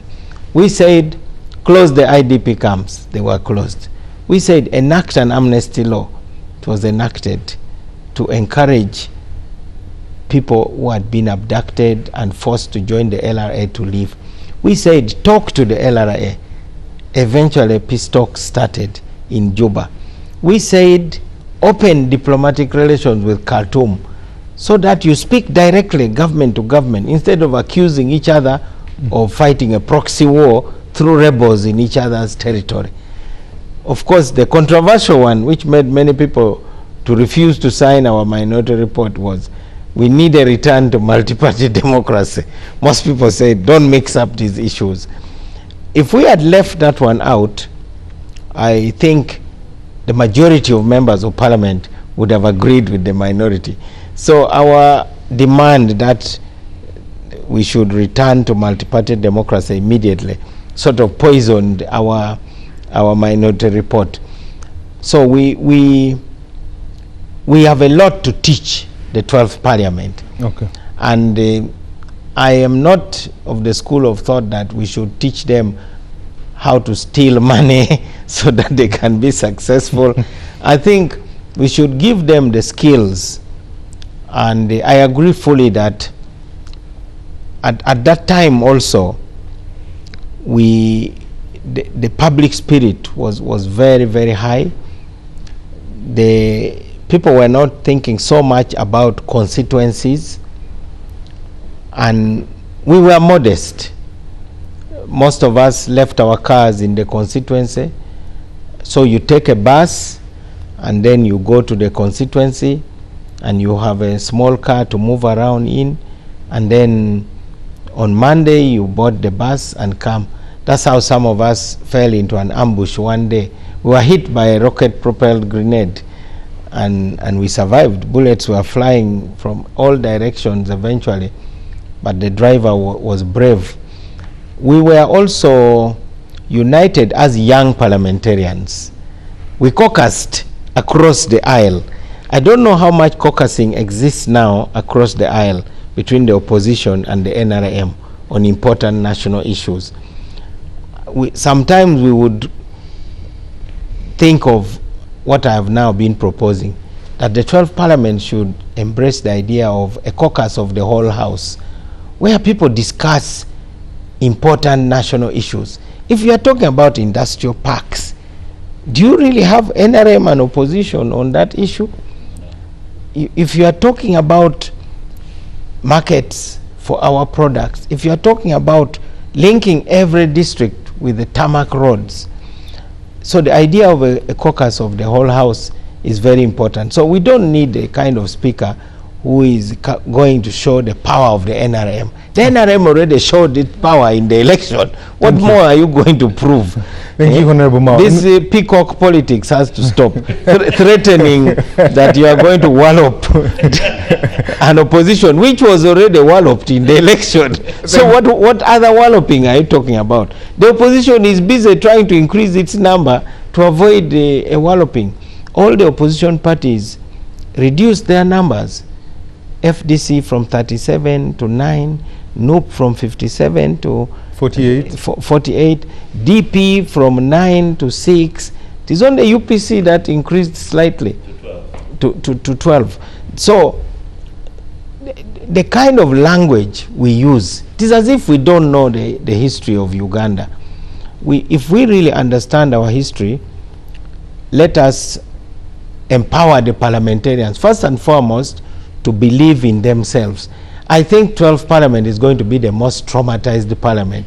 From what I see about the debate on the election of the speaker, every time there's a signal, they troop. Tomorrow, if they announce that the next speaker is from Kanyandai, we will all rush to Kanyandai. It will become a pilgrimage. So the parliamentarians are going to start their work under a lot of trauma, or wondering whether they are politically correct or politically wrong. People don't know what to say and what not to say. They've even forgotten that they have the mandate of the people. Thank They've you, forgotten that the constitution says power belongs to the people. This political trauma. Thank you, Honorable. Allow me bring in finally Dr. Shamim. Doctor, especially there's a lot of organizational cultural change as a country, and Honorable Mao mentioned it well. All these tribes came together, but we have never found a center that brings us together. How do we find the Uganda we need and the Uganda we desire? To start with, we need to envision that Uganda, because you see, we all see things from a different vantage point. And like I said earlier, a lot of the times when we think about these institutions, we are focusing a lot more on the structure element, which is more policy related, not the human connectedness that we all desire. Because if you think of a country like Uganda, we're such a young population. And so as we send our leaders to deliberate on our behalf, it's very important for us to also recognize who they are deliberating for. If we're a very young population, and I like that the grandfather of the clan said it earlier, that you see a lot of us who have gone to school have kept ourselves away from elective politics. And perhaps that is causing problems in a way, because when we talk about the effectiveness of parliament, we also talk about the quality of conversation, the quality of people that get into that parliament. So we have to sit down and ask ourselves real questions. What is really happening? And just be realistic. If you look around and hear the stories, and you can see that on social media as well, that we need to build trust-centered leadership as a country. Because you see that there are a lot of people, citizens, who have no trust, who have lost trust in the institutions. And so we need to find a balance. How do we bring that trust back? And perhaps it will take all of us having candid conversations and recognizing that we can no longer sit back and wait for other people to do these things for ourselves. We might have to flex a bit and find ourselves in spaces.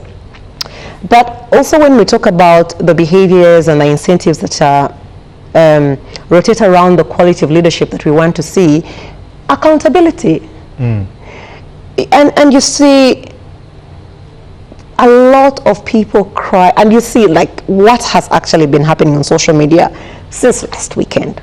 Accountability questions. Can we have a leadership that is based on accountability? Do our leaders understand what it means to be accountable to your people? What does that mean? And accountability that is not fixed in fear, but responsible leadership where you understand that when you are in a position, you are accountable to your people, you are accountable to the system, you are accountable to the institution. How do we build that relationship? But also I recognize that when we think about our population, a lot of us are young people, right? And so do we have a pipeline of leaders that we are building as a country? And leaders that are built not on the bedrock of politics, but on ethical standards and also behavior elements. You want leaders who are not just built on technical muscle, but also those who have emotional intelligence, those who can actually debate issues with respect. We've seen several times when leaders flex with each other, right? And so you start to ask yourself, how do we move from decorum into spaces where we can't listen to each other? So as we build, it will become more dangerous if we don't pay attention to the accountability and the nature of leadership that we want to see. Because over time you recognize that people become more hungry for the country that we want to see. So as a citizenry, we need to ask ourselves those questions. What does that country look like? And what is the culture that we're building for that particular country, that now our behaviors will be anchored in the accountability of what we want to see. So we must have conversations around behavior, conversations around incentives, what is acceptable and what's unacceptable. And I like that somehow we are working towards accountability. Sometimes it could be that the means that I use are not familiar to people, but I think we have to go that way, in a way, to be able to see to realize the country that we want to see for ourselves. Thank you. Let me read just 4 messages so that we can call it a morning. One comes in here. This is Honorable Captain Francis Babu. He salutes all the panelists and talks about, behavior drift and also having Honorable Mao bringing in the history. In a nutshell, 2 words to very small number are holding us ransom. Corruption and behavior, summing it up into indiscipline. The MPs give the House a new leadership with character. The speakership now has been made toxic. Therefore, electing new leaders who have not taken anything out of government or been a pedestal of the arm of government. Do not recycle leaders. Okay. He also specifies and says, Honorable Mao, please do not recycle into positions of Parliament, Deputy Speaker, Commissioner, Chairpersons of Committee. That is to you, Honorable Mao. One goes on and says, I am very disappointed with the panelists. How can they massage Anita Among? This is someone who has been leading the most sensitive arm of government, entrusted with accountability oversight roles. This is the mandate given by the ordinary Ugandan, only to go to the Parliament and form cartels robbing money in broad daylight. This is treason, and Among should be arrested, investigated, if found culpable, prosecuted. Okay. Executed. And I think we should wait for the culpable part for prosecution. Wilbur here from Kamuli says, thank you for the wonderful show and clear and clean-minded people. Dear Timothy, please work hard so that you can have the show for 3 hours. 2 hours. Yeah. Finally, this is a gentleman from Busia in Majanje. He says, I'm Kevin, the humiliation that was done to the Right Honorable Anita Among was not necessary. What was all this drama of parading the cars, driving them through the city? What made sense in any of those things? Was it just embarrassment or trying to show who has power? Because the lady has done much for the NRM. It has benefited from everything she has done, including giving millions of people jobs. I have not benefited from it, as a disclaimer, but I have seen good things happen there. Okay. A lot of messages coming through. We'll leave it at that. Gentlemen and ladies, thank you very much for gracing us and coming to discuss such a patent issue, especially on institutions and leadership of this country. To you who has watched us up to this very hour, thank you very much. The production team for making today possible. We'll end it this way. Our lives begin to end the day we become silent about things that matter. Good morning.